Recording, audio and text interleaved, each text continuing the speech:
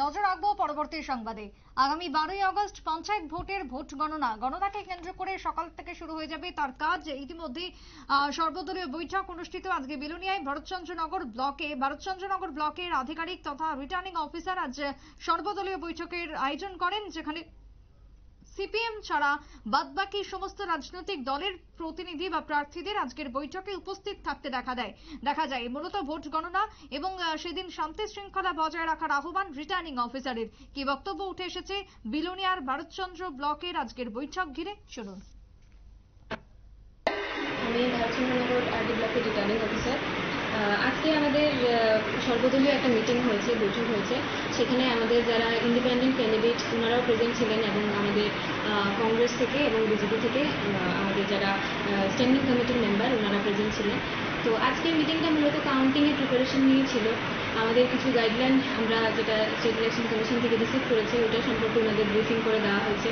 যে সমস্ত নিয়মাবলী মেনটেন করা কাউন্টিং হলে সেগুলো সম্পর্কে ওনাদের জানানো হয়েছে এবং ফাইনালি যেটা আমাদের অ্যারেঞ্জমেন্ট যেটা হয়েছে সেটা সম্পর্কে ওনাদেরকে একটা ব্রিফ ডেসক্রিপশন দেওয়া হয়েছে।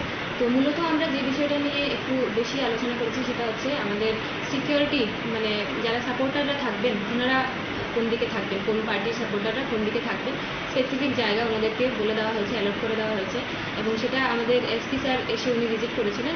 ওনার সঙ্গে কনসালটেশন করেই সেই specific space for particular political party ওটা ডিসাইড করে দেওয়া হয়েছে। ওনাদের সমর্থকরা কাউন্টিংয়ের দিন ওইখানে ওনারা ওয়েট করবেন।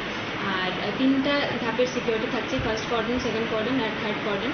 তো সেখানে প্রপার সিকিউরিটি মেনটেন করে প্রপার চেকিং করে উপরে আমাদের কাউন্টিং হলে এন্টার করতে দেওয়া হবে।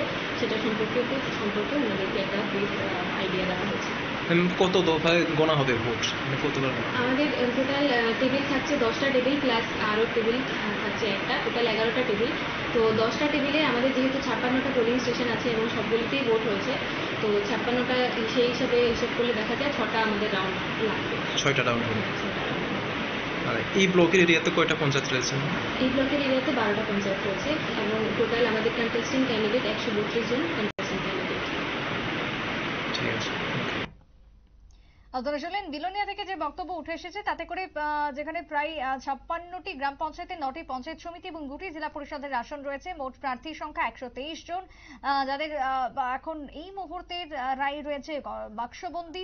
রিটার্নিং অফিসার আরো জানিয়েছেন যে বিশেষ করে আরো টেবিল সহ মোট 11টি টেবিল থাকবে, যেখানে গণনা হবে 6 রাউন্ডে। গণনাকে কেন্দ্র করে সমস্ত রকমের প্রস্তুতি ইতিমধ্যে গৃহীত এবং ত্রিস্তরীয় নিরাপত্তা রয়েছে পঞ্চায়েতের ভোট গণনাকে কেন্দ্র করে। ছোট্ট একটা বিরতির পর ফিরবো, সঙ্গে থাকুন।